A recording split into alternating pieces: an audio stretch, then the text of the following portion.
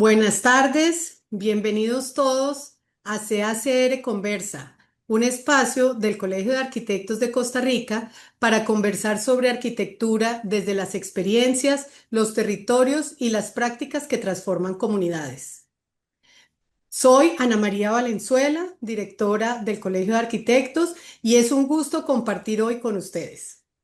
Hoy vamos a conocer una iniciativa académica que propone una nueva forma de pensar la movilidad y el desarrollo de la región Brunca. Se trata de un proyecto que analiza cómo una mejor infraestructura de transporte puede generar más oportunidades para las comunidades, fortalecer el turismo y contribuir al crecimiento de la región. Para conversar sobre este tema, nos acompaña el arquitecto Nicolás Villalobos Semenov, arquitecto graduado de la Universidad de Costa Rica y autor del proyecto Estación Intermodal de Transporte para Territorios Rurales, catalizador del turismo ecológico en la región Brunca. Una propuesta que integra planificación territorial, movilidad y desarrollo sostenible. Arquitecto Nicolás, muchas gracias por acompañarnos. Buenas tardes, Ana María, muchas gracias por la invitación.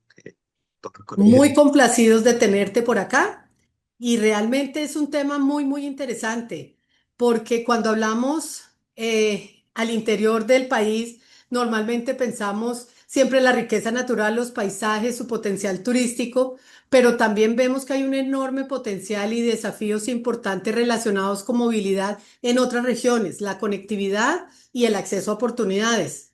Y sabemos que de estas realidades que están en otras regiones surgen proyectos como el tuyo y quisiéramos que empieces a contarnos un poco cuál fue la problemática o qué identificaste y cómo nació este proyecto que realmente es de impacto para una región que lo necesita. Son importante las personas como yo que venimos de áreas fuera de la gran área metropolitana, eh, intentando crear unas oportunidades para mi familia, para mis amigos. Mi preocupación siempre nace de cómo creamos nuevas oportunidades de empleo, de trabajo y de esperanza para nuestras comunidades. Eh, Y pues yo empecé primero con la incertidumbre y más que todo en la zona sur de la región Brunca, un elemento fundamental que es el transporte. Me puse a investigar cuáles eran los últimos proyectos de las últimas décadas en esta región y uno de los proyectos que sonaban más eran del gran aeropuerto de la zona sur, ¿verdad? Desde el 2007, que Oscar Arias, expresidente de Liberación, había comentado en una de sus giras políticas la iniciativa de traer un aeropuerto internacional a la región Brunca. eh, Creo que las personas se quedaron con esa deuda política y hasta en el 2010 con la expresidenta Laura Chinchilla, que también se han manifestado varias personas acerca de este proyecto. Y actualmente ahora con esta eh, este nuevo gobierno se ha impulsado aún más esta iniciativa. Pero habiendo dicho eso, creo que esta iniciativa del aeropuerto internacional, desde mi punto de vista de la investigación, creo que no es viable en este punto de la historia. ¿Por qué? Bueno, hay muchas razones por las cuales yo las estudié, ¿verdad? Sí, Entonces, claro. aparte de eso, creo que llevar al desarrollo un proyecto de estos, creo que fue uno de mis mayores anhelos e impulsos porque yo quería empezar con un proyecto de un aeropuerto internacional, pero a lo largo del desarrollo del proyecto o de la preinvestigación me di cuenta que esa no es la respuesta. Qué interesante, Nicolás, porque efectivamente cuando uno habla de movilidad siempre está pensando como en las grandes terminales y en este caso una terminal aérea, un aeropuerto, pero qué interesante que hayas podido justamente ver que una cuestión es una idea o una factibilidad y otra cosa es la realidad y el contexto. Además, todo responde a diferentes momentos históricos. Entonces, en ese sentido, pues lo que me llama la atención, incluso en el mismo título del proyecto como tal, es que no solo se trata de combinar la movilidad, sino tiene que tener una razón de ser, y es el concepto social y la activación del turismo. Entonces, tal vez en eso me gustaría que nos profundizaras un poco cómo está relacionado el tema, cómo un proyecto de movilidad puede potenciar el turismo y generar una reactivación social también. Sí, bueno, proyectos puedo proyectar. Sí, claro, adelante. Es tu espacio, así que más bien si nos puedes ir contando con imágenes y con conceptos, nos parece enriquecedor para toda nuestra audiencia. Adelante, Nicolás.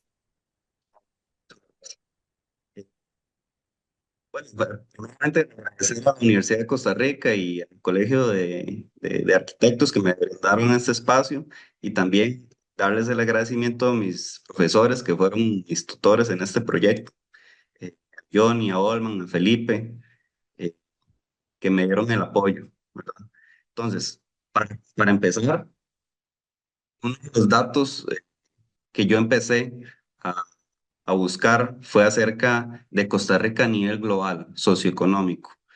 35% de la población se encuentra en brechas de desarrollo económico y el 5% está en rezago social. O sea, en este mapa de calor podemos observar cómo hay diferentes regiones de Costa Rica. Está la Chorotega, Huetar Norte, Huetar Caribe, el Pacífico Central. Y específicamente, que es mi caso, que es de donde yo provengo, que es la región Brunca, parte de esta población, el 25% de las personas y muchas de las personas que yo conozco provenimos de este porcentaje, buscamos el desplazamiento para la mejora de oportunidades. ¿Verdad? Se llama oportunidades laborales, estudiantiles, académicas, entre otras. Y algo que yo entrelacé dentro de la información es acerca de los espacios económicos. ¿Y qué relación tiene esto entre la brecha socioeconómica en Costa Rica? Bueno, pues Costa Rica se caracteriza por una marca esencial que vende mucho la naturaleza, el producto nacional, el café, el banano, los parques nacionales. Y dentro de todas esas oportunidades de trabajo, según el ICT, pude recopilar la información de alrededor de unos 10 a 11.000 puestos de empleo relacionados a alojamientos y empleos. Entonces, cuando hacemos esta comparativa con el gran área metropolitana la excede hasta 4 veces esa cantidad.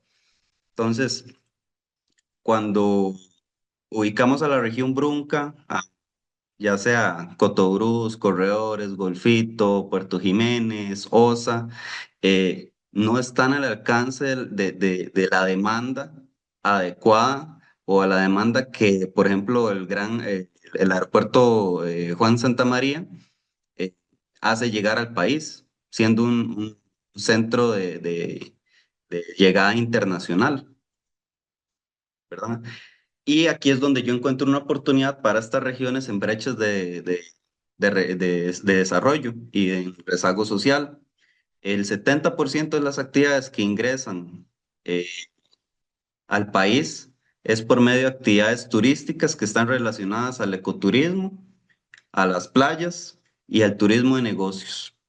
Entonces, yo veo aquí una gran oportunidad donde la región Brunca se puede destacar ofreciendo tanta riqueza cultural en su paisaje, riqueza biológica, riqueza en sus personas. eh, y ahí es donde yo empiezo a investigar acerca del aeropuerto en Palmar Norte o en Palmar Sur, ¿verdad? Que es el que estábamos comentando en el inicio. Eh, He querido traer esta iniciativa del aeropuerto de la región Brunca. eh, que me parece muy bien con estudios arqueológicos, me parece muy bien con estudios de viabilidad ambiental, pero no se estudia la región local, no se ven infraestructuras que apoyen al aeropuerto internacional, ya que hagamos un pequeño ejercicio. ¿Qué sucede? Que si en esta pequeña área llegara un avión comercial Boeing 787 con capacidades de hasta 200, 300 personas diarias, llegaran a este pueblito y no tengan una infraestructura adecuada, ya sea en buses, taxis, ciclovías, eh, digamos, hay una falta de integración de infraestructura de transporte, ¿verdad? Entonces, esto es un poco de lo que se ha estado conversando a nivel mediático de esta propuesta, en un área rica en cultura, ya que Valle del Diquís, también conocido, ¿verdad? Esta zona de Palmar Sur y Palmar Norte, eh, en 2014 se declaró las esferas precolombinas Patrimonio por la Humanidad de la UNESCO. eh, y dentro de un área del Humedal Nacional Terra Basierpe. O sea, el conjunto de características biológicas del paisaje es enorme que tiene la región Brunca, una riqueza cultural y biológica increíble. Y entonces, ¿qué sucedería con un megaproyecto de estos? Hay un gran impacto ambiental, sí, porque esto es una zona de aves migratorias. Eh, existen los humedales y los bosques de galería, eh, con toda su biodiversidad, fauna y flora, que no sabemos qué puede ocurrir con un megaproyecto de estos. Eh, y parte de eso es de mi preocupación. Por eso fue uno de los orígenes de mi proyecto, ya que mi proyecto es un proyecto complementario por si sí o sí se viene este proyecto del aeropuerto internacional. Es una manera de amortiguar la demanda turística y local que va a tener esta zona. Y parte de eso es la problemática que yo definí en mi proyecto. O sea, existe una falta de infraestructura de transporte que interconecte toda la región y que impida a la población de oportunidades de movilidad y empleo. Sin embargo, le di un enfoque, el enfoque de el atractivo natural y su conservación ecológica, para que vaya de la mano y que las personas eh, sigan teniendo oportunidades de empleo en base a lo que caracteriza a Costa Rica en la marca esencial.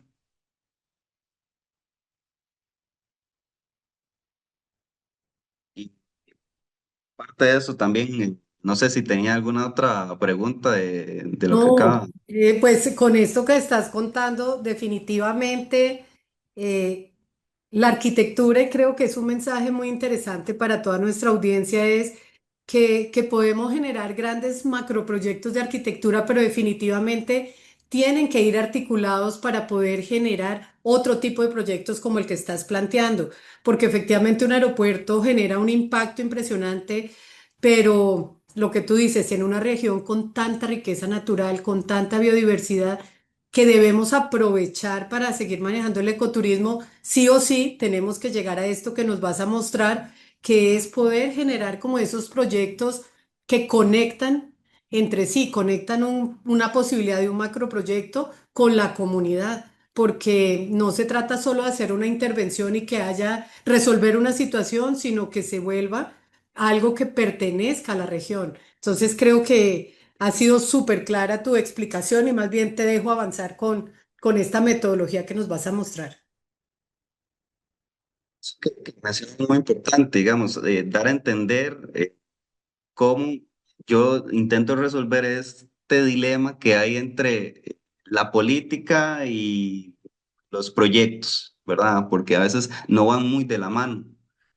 Hay personas que escuchan promesas y al fin y al cabo no sabemos si son reales desde el punto de vista constructivo o eh, de logística, de operatividad, de entre instituciones. Y mucho de eso creo que tiene que ir tanto de la mano de los arquitectos, que creo que tenemos esa gran habilidad de ver tantas aristas desde un punto de vista, que, por ejemplo, en este caso de la metodología, yo me planteé en el proyecto dar ejes de acción, o sea, como entregables de esta incertidumbre que yo tuve. Que Ujú. yo pueda plantear un ordenamiento territorial, que pueda dar un programa arquitectónico y al fin y al cabo yo respondo con un diseño del espacio, una organización, que yo creo que esa es una de las grandes facultades que los arquitectos tenemos. Parte de eso, como a la hora de yo empezar a hacer este proyecto y cómo yo pude obtener estos resultados, básicamente tuve que utilizar en un principio dos elementos, el turismo y el transporte. O sea, primero, desde una base de datos abierta, que es el Sistema Nacional de Información Territorial, o también que los arquitectos lo conocemos como el SNIT, yo obtuve la información base para poder localizar los espacios importantes de turismo y catalizadores, que es parte de lo que yo deseo hacer desde Palmar Norte, una redistribución del transporte actual o disponible. Entonces, yo enumero 7 espacios: sitio arqueológico de Finca 6 de las Feras Precolombinas, el Parque Nacional Corcovado, el Marino Ballena, el Piedras Blancas, Reserva Biológica Isla del Caño, Reserva Forestal Golfo Dulce y el Humedal Nacional Terra Sierpe, ¿no? Esto con un concepto clave que había mencionado anteriormente, que es el paisaje cultural. Por eso es que nos caracterizamos la región Brunca, por preservación de la flora y la fauna. Por otro lado, esa era la parte turística natural y en una segunda parte tenemos la infraestructura civil de transporte, donde el MOP forma parte de una gran infraestructura que posee el país. En este caso, la delimitación de Palma Norte no fue adrede. Yo lo escogí porque hay una intersección y una cantidad de elementos de infraestructura clave para darle continuidad y redistribución al sistema de transporte, como lo es los autobuses por medio de las dos grandes rutas nacionales, que es la Ruta 2, carretera interamericana, y la Ruta 34, que es la carretera costanera sur. En ella es donde se ocurre esta intersección eh, de vías, ¿verdad? Por otro lado, en la vía terrestre también tenemos el antiguo Ferrocarril del Sur, donde el MOP mantiene los derechos de la vía mediante un decreto ejecutivo. Y por último, y muy importante, tenemos el aeropuerto de Palmar Sur. Es una infraestructura existente que está en desuso desde hace unos 5 años, 6 años. Yo llegué aquí entrevistando a personas de, por ejemplo, de la SA, y un muchacho me contó que es una lástima que no se pueda recibir a personas provenientes del aeropuerto Juan Santamaría. Y yo le dije, ¿por qué? Sí, no, es que en realidad estas personas están cayendo al aeropuerto de Puerto Jiménez y de Bahía Draque. Y yo, mira, qué raro. Y es que eso tiene sentido porque nada más tiene este aeródromo de Palmar Sur como pista de aterrizaje de emergencia. O sea, ni siquiera se le está dando el 5, el 10% de uso. Y esto tiene una concesión a la compañía de servicios aéreos conocida como SANSA desde el 2015. Entonces, a mí me parece importante recalcar qué es lo que tenemos y cómo lo podemos mejorar.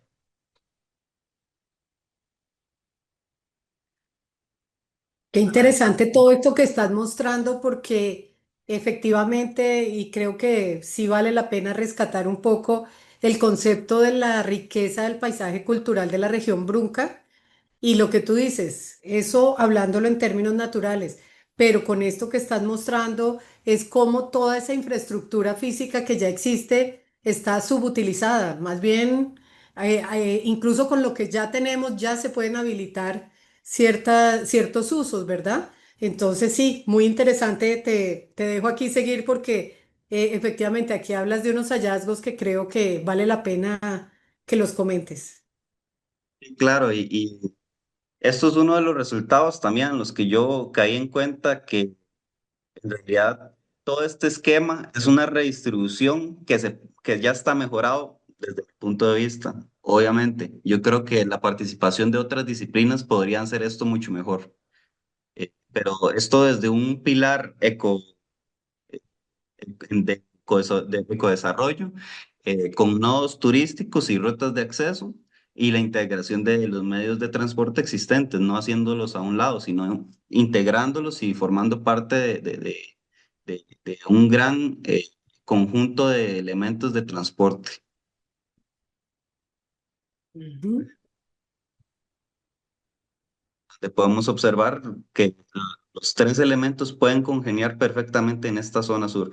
Y bueno, le comento, Ana María, de hecho, que uno de los aspectos más interesantes por las que quieren realizar un aeropuerto internacional en esta zona sur es por el hecho de que tiene toda, recorre, digamos, recoge toda una condición de elementos que la hacen perfectas para un aeropuerto. ¿Por qué? La orientación que tienen de la propuesta, tienen los conos de proximidad para los aviones, 15 kilómetros libre sin ninguna obstrucción o elementos que interfieran en el trayecto del vuelo. Entonces, eh, a nivel de paisaje y de relieve, sí, es un muy buen lugar para realizar un aeropuerto. Yo no tengo dudas de eso, pero creo que antes de eso hay que pensar también cuáles otros medios de transporte se pueden integrar. Y parte de eso, Prepararnos para poder abordar un proyecto de gran magnitud. Efectivamente hay que hacer como esa escala media y como tú dices, intermodal, ¿no? sí, es como yo doy el ejemplo siempre. Usted no va a poner a un niño a correr, sino primero va a tener que enseñarle a gatear, va a Ujú. enseñarle a caminar, luego cuando ya camine, corra, y después de correr, bueno, empezamos a andar en bicicleta. Sí, Y a la bicicleta hay que ponerle rodines, ve qué curioso. efectivamente, todos son como etapas y una va conectada con la otra. Sí, Ujú. sí. Entonces, yo veo que el ordenamiento urbano de Palmar Norte eh, es muy importante a nivel de estrategia de desarrollo socioeconómico y turístico nacional. O sea, para mí Palmar Norte, aunque mucha gente se queja del clima, sí, puede ser un clima muy caliente, muy húmedo tal vez, pero vieras qué bonitas las aves que se ven ahí. Ahí hay aves migratorias, hay tucanes, hay loros, loros verdes que son muy endémicos de esta zona sur eh, y que pocas veces se ven.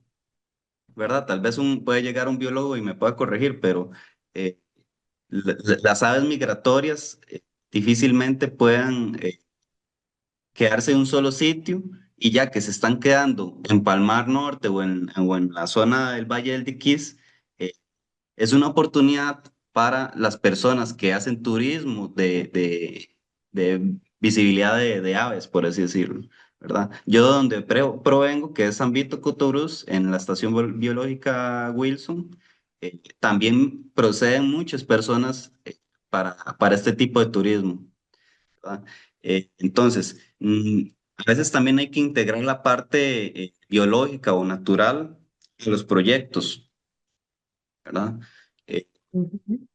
y por este hecho de integrar el tren, integrar el aeropuerto, digamos, yo aquí hago una propuesta de hacer un bus rápido para el Valle del Diquís que recorre el cantón de Osa, en Ciudad Cortés, Palmar Norte y Sur, Sierpe, y, y bien que mal, una de las zonas más productivas de Osa es Bahía Ballena y Ujú. Huita, ¿verdad? Eh, no dejando de lado estas zonas también que producen bastante al cantón. Entonces, se hace toda una optimización de lo existente, donde la infraestructura, en este caso, que yo diseño, ayuda a amortiguar a todas las personas turísticas locales, productivas, que puedan utilizar esto como una herramienta, eh, también a nivel de viabilidad económica, porque por sí solo, también cuando nos ponemos a ver lo que valen estos proyectos, eh, y son miles de millones, ¿verdad? Pero la idea es que sea viable desde el punto de vista integral, que todas las personas podamos producir con esto, no que un solo pequeño sector se vea beneficiado, ¿verdad? Entonces, Efectivamente, yo creo que el concepto de la inversión en infraestructura debe ser enfocado en justamente la sostenibilidad, porque si no existe esta infraestructura, pues también no se va a generar una dinámica económica de movilidad, de activación de más turismo. Entonces sí es necesario realizar esa inversión para luego tener esa retribución. Ujú, sí, como tal, este edificio recoge una serie de condiciones donde yo agarro las rutas establecidas por el CTP, por el Consejo de Transporte Público, y las optimizo. ¿Las optimizo en qué sentido? Los trayectos más cortos, posiblemente las tarifas puedan ser menores, una mayor recaudación por flujo de personas. O sea, son cosas que no requieren mucho esfuerzo para cambiar. Me explico, digamos, tal vez cambiar el orden de una ruta pueda significar la eficiencia de una institución. ¿Verdad? Y eso es lo que yo pretendo hacer, digamos, de lo existente quiero que se mejore, que se actualice, porque estas concesiones de rutas del CTP y pueden llevar seguro años con las mismas rutas, demasiados años, pueden llevar décadas, no le puedo asegurar, pero sí se deben de estudiar y analizar adecuadamente con cierto periodo. ujú. Sí. Sí, sí, muy interesante ese tema y de basarnos en lo que existe, lo que tú dices, ver las rutas no es tampoco imaginarnos y generar un mundo de fantasía solamente, sino aprovechar las herramientas que ya tenemos, como el CTP con ciertas rutas establecidas, sí, ya temas que se pueden ir aplicando. Ujú, Y no dejando de lado tampoco los medios de transporte como son las bicicletas, que a nivel local las personas la utilizan mucho en OSA, ¿verdad? Otro de los resultados que yo encontré del análisis espacial que yo realizo es un diseño incluso contingente. ¿En qué sentido contingente? Que digamos, estas infraestructuras puedan ser parte de la comunidad ante una emergencia nacional como lo puede ser una inundación, un terremoto, una catástrofe, ¿verdad? Una calamidad que no deseáramos que sucediera. Estos edificios se diseñan, sí, bajo un código sísmico, un código de vientos que el Federado de Ingenieros y Arquitectos establece mediante normas. Eh, Podemos diseñar un edificio para las personas en eventos críticos, ¿verdad? ujú. Que puedan ser de apoyo, como albergues. Y al final, el concepto también de pensarlo a gran escala es que estos edificios sean sostenibles en el sentido económico, sostenibles en el sentido de que no afecten la huella natural, sostenibles en el sentido de que pueda generar espacio público y además de eso, que los gobiernos locales se apoderen de estas infraestructuras, que tomen la administración de este edificio y por medio de ella puedan recaudar más impuestos, digamos, en el sentido de mejorar el espacio urbano y el ordenamiento territorial.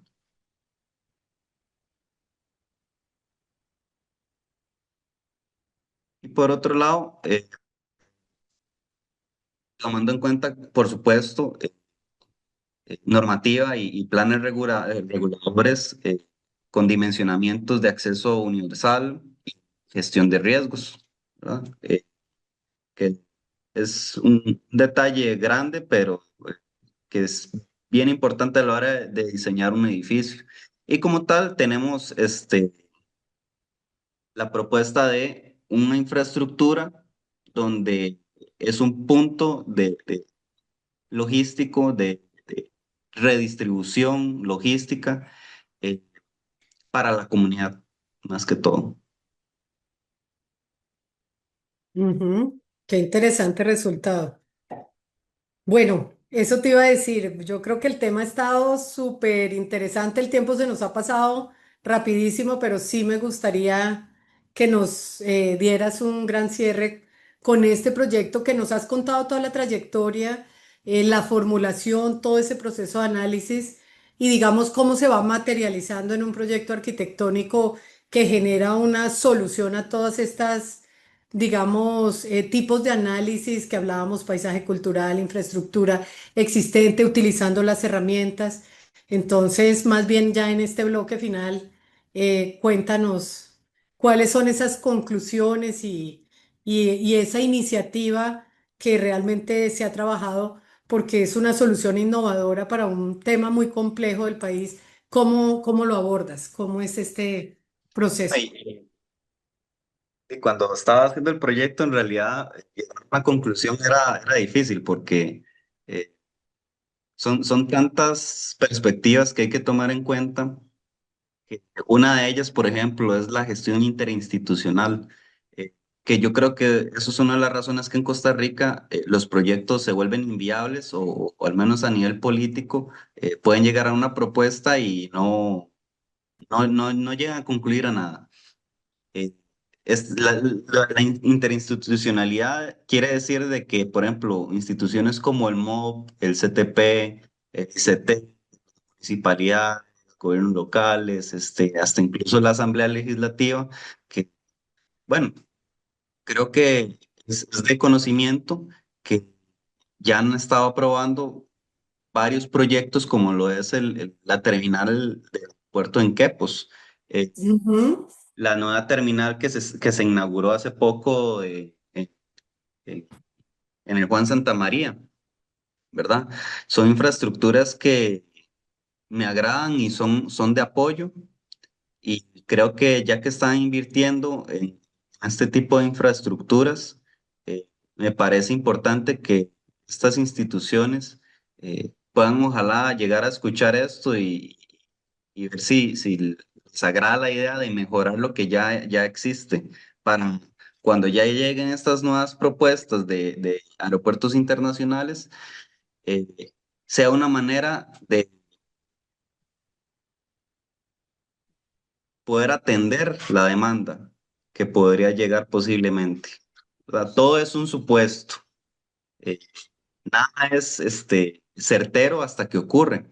Entonces, yo creo que hasta que no tengamos la cantidad de personas que llegan, por ejemplo, en el aeropuerto Daniel Oduber en Guanacaste, no nos vamos a dar cuenta el gran error que tuvimos de no poder pensar en una infraestructura eh, adecuada para las personas y para los turistas. Eh, y parte de esto, otra conclusión es la voluntad política, ¿verdad? Que tanto grupos de juntas de desarrollo, asociaciones comunales, municipalidades, eh, y formen parte de esta cohesión social. Si no es posible por medio de ellos, yo creo que ningún proyecto incluso podría ser viable, pero si hay voluntad, es posible. Y por último, Efectivamente, no, perdón, solo para ujú. adicionar ahí en la voluntad política es que la arquitectura y la política tienen que dialogar siempre, porque las soluciones requieren efectivamente una toma de decisiones políticas, pero necesitan una visión y esa visión desde la arquitectura es posible construirla. Pero adelante con el siguiente punto. Y por último, ya que ustedes abrieron este espacio de las iniciativas desde la academia, me parece muy bien la continuidad de este tipo de proyectos que tienen un impacto nacional. Eh, Proyectos cercanos, por ejemplo, de la región Brunca.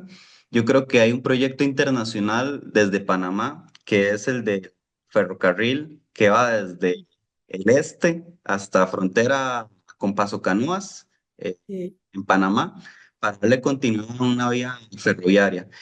Y mi estudio, mi proyecto considera la conexión del ferrocarril desde Paso Canoas hasta Palmar Norte, con esa concesión que tiene el MOP, por ejemplo. Ujú. Sí, efectivamente hay que tener esa apertura a integrar proyectos, a ver que desde la academia también hay iniciativas interesantes. Por eso para el Colegio de Arquitectos es importante también contar este tipo de iniciativas donde no siempre el proyecto ya profesional, porque el profesional se da cuando ya se tomó la decisión política, pero tal vez en la academia encontramos esas iniciativas para que los tomadores de decisión puedan tener como esa oportunidad de proyectar qué se puede plantear. Entonces, todos son ciclos y diálogos permanentes, ¿verdad? Entonces, yo creo que sí, en ese sentido, muy interesante tu proyecto, Nicolás.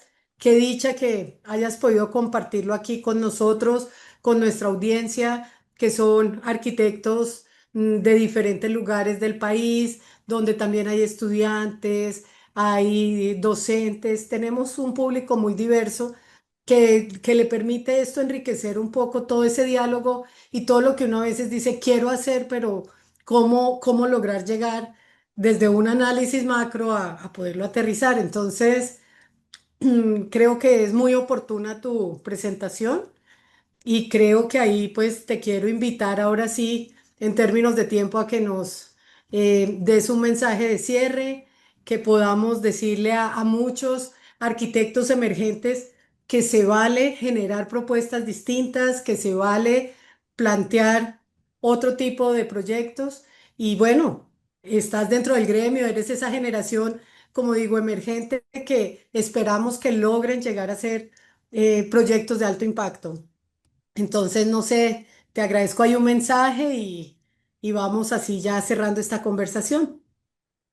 Muchas gracias, María. Y en realidad, el mensaje que yo quisiera dar, principalmente, bueno, a las personas estudiantes de arquitectura, es que más bien cuestionen proyectos políticos, cuestionen proyectos pasados con antecedentes, ojalá con algún tipo de polémica o que sea mediático, porque de esa manera creo que hacemos un buen ejercicio de la arquitectura. Al fin y al cabo, yo creo que si no opinamos de la forma, del espacio, nos quedamos muy cortos con la carrera que escogimos.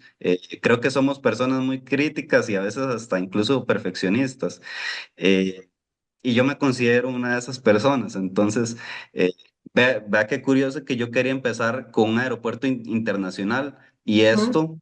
y esto a mí me guió a que la respuesta no era un aeropuerto internacional en este momento. No digo que no venga. Yo digo que si se hace sin investigación, sin un estudio previo, podría llegar a ser un error y un proyecto que no podría llegar a funcionar. O sea, de que funciona, puede funcionar, sí. Por ejemplo, el Daniel Oduber, desde mi punto de vista, ha traído muchas cosas beneficiosas, tanto como negativas. Eh, Esta cuestión de la gentrificación, ¿verdad? Personas con mucho poder llegan a apoderarse de grandes hectáreas del territorio nacional y lo utilizan para un solo propósito, que el día es pues básicamente la explotación de la tierra económica y productivamente a nivel turístico, que bueno, ese es uno de los objetivos de Costa Rica, pero no es el medio que se debe llegar. O sea, hay medios que podemos utilizar y que se pueden dar para beneficio de todas y todas. Muchísimas gracias, de verdad, Nicolás, muy interesante tu análisis. Nos dejas incluso muchos temas ahí como para luego abordar, incluso con otros colegas, conocer otras experiencias.